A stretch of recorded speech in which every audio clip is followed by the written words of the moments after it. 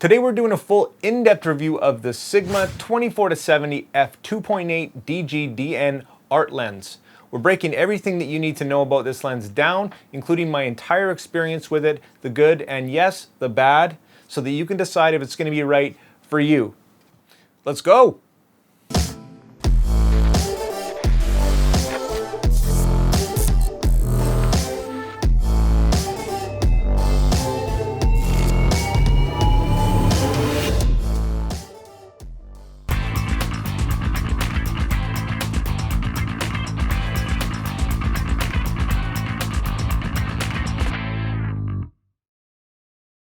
Today we've got a full in-depth review on the new Sigma 24-70 F2.8 DG DN ART lens for you. We're going to talk about everything that's important, break down all the stuff we regularly do, as well as address some issues that I've been having with this lens. If you saw my first impressions video, you might know a little bit about that, but if you are thinking about picking this lens up, I really recommend that you watch it from start to finish.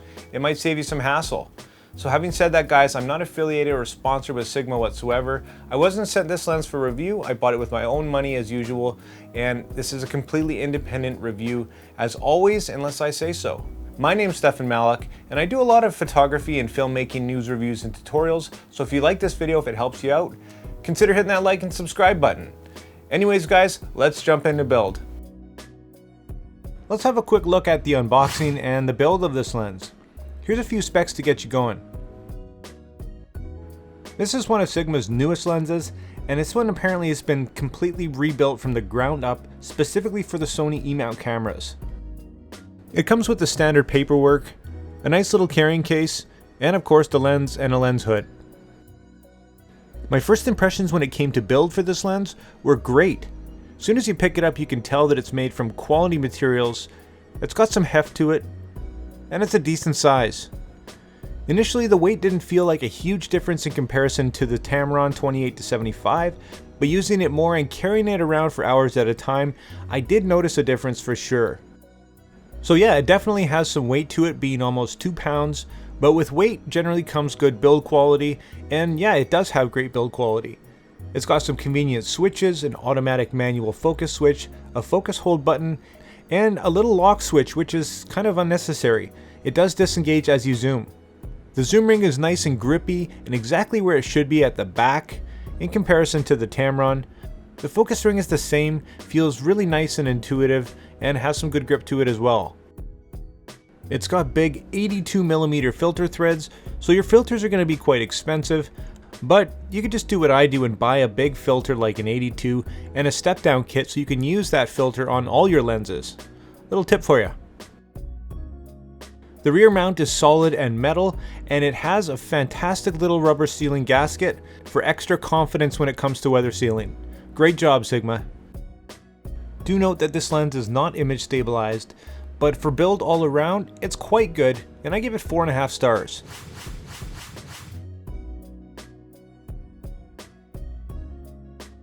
So when it comes to value, it really depends on what you're going to compare it to.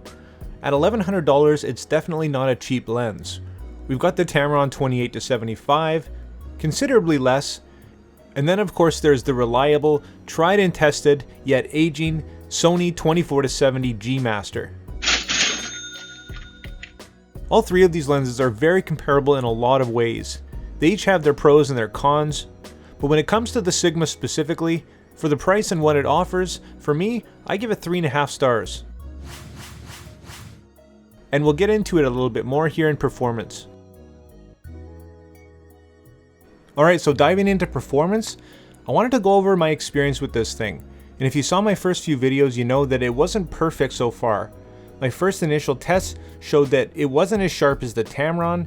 It suffered, in fact, quite badly in the corners, and even the center wasn't very impressive. I looked at the color temperature, and the whole thing kind of suffered from some color fringing in general, not to mention horrible chromatic aberration, and I was bummed. So there I was, and nobody else was having this experience. What was I going to tell you guys? And then I had an idea. Instead of throwing this thing directly in the garbage, I'd call Sigma. And so I did. And I was like, hey Sigma, I got this new lens from you guys. It's brand new and it doesn't work. It's not very good. And they were like, what? Thing's brand new, it should work awesome. And I'm like, I know, right? Is there any way I can get another one? And they're like, no, we don't have any, but we can fix it for you and send it back in like 3 days. And I'm like, cool, thanks guys. And that's pretty much how it went down. Next thing I knew, it was on its way across the country.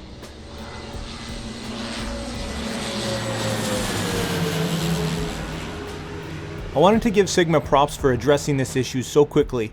I always try and give people the benefit of the doubt, and most of the other reviews online just weren't having these issues.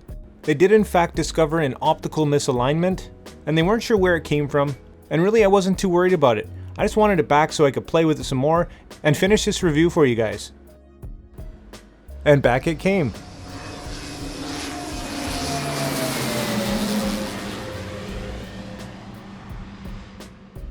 So just touching on my initial tests, the Sigma versus the Tamron, well, the Sigma just wasn't impressive, in really any aspect.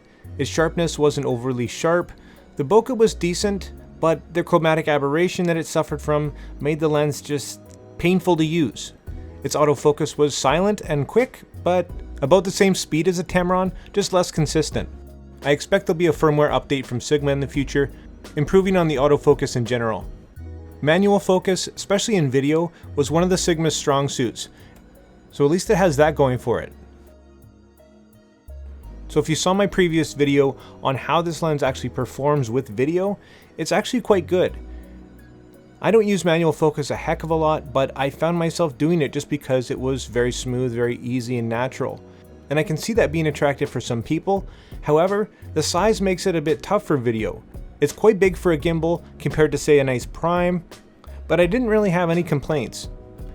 There was a lot of high hopes for this lens, and I don't know why, but I just kind of wanted it to kill the Tamron so that I could upgrade maybe? I don't know. Now don't get me wrong, this lens is capable in a lot of aspects, and I did enjoy shooting with it. But for $1,100, well, I don't know about you, but I expect more than a $900 lens that's older. So of course I immediately took it out and tried it in a few different situations, and it looked to me like it was actually front focusing or forward focusing quite a bit, missing focus, which I then confirmed here with my Tamron in studio, and yeah, it's missing focus completely. So okay, let's see if it's back or forward focusing. So I go ahead and check that, and look at what I discovered here. Look at the chromatic aberration. It's out of this world. Here it is with saturation crank for effect. And here it is versus the Tamron. And again with increased saturation.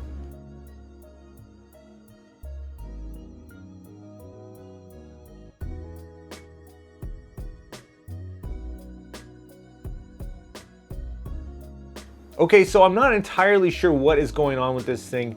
It's kind of frustrating, and I'm not really sure. There's a couple possibilities. Maybe one, everybody out there that's reviewed this lens is lying to you and that it's actually crap.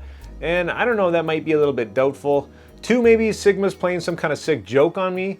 When I did talk to them initially, I was a little bit kind of weary of sending it back for repair, because in my personal experience, I found that the lenses that do have issues early on are the lenses that actually go back more than once. So for me, I tend to stay away from the lenses that have issues initially if I can help it.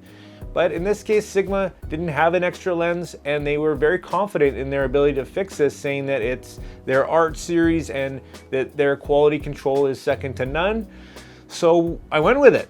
And in this case, yeah, obviously not too impressed and pretty disappointed in the outcome here for performance. It's still a completely usable lens. I would say that eye autofocus, although it hit kind of maybe 30% of the time, I expect better at this point. So unfortunately, there's some give and some take, and I'm really hoping this is an isolated incident. However, I have had some people reach out to me and say that their lenses are also kind of experiencing just maybe a few issues as well. But as far as performance, guys, wrapping it up as a whole, I'm guessing maybe 2.5, 3 stars. Yeah. So wrapping up, despite having some issues with this lens, I was able to use it quite a bit, enough to a point where I feel confident that I know what this lens is actually capable of. Sure, I might not have got the best copy here, and obviously there's some ongoing issues, And I don't know if that's going to happen in every case, of course, but it does have a 7-year warranty, which is great because you may need it.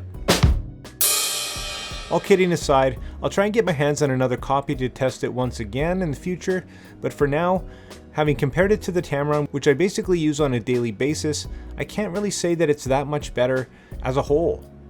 When it comes to value, the Tamron's just insanely hard to beat.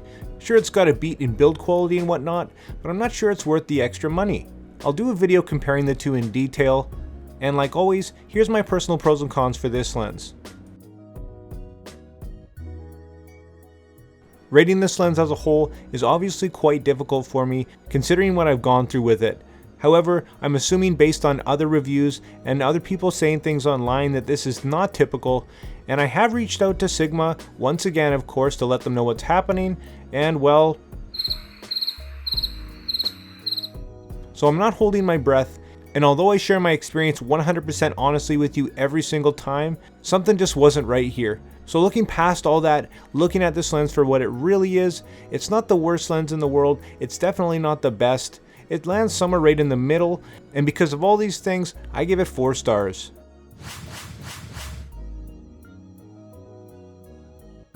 And of course, if you're a subscriber, you know that I also like to rate things on a scale from never think about again to consider to definitely buy. And yeah, in this case, if you're willing to take a little bit of risk early on, might end up with something like this, maybe not. It's an all-around decent lens, and yeah, I would consider it. If any of you guys are experiencing similar issues with your lens, drop it in the comments. I want to hear from you for sure. And thanks so much for watching this video. If you liked it, if you enjoyed it and it helped you out, consider hitting that like and subscribe button. Always drop your questions and comments down below, and like always, make mistakes, be yourself, and get out there and take some more pictures. See you in the next one, guys.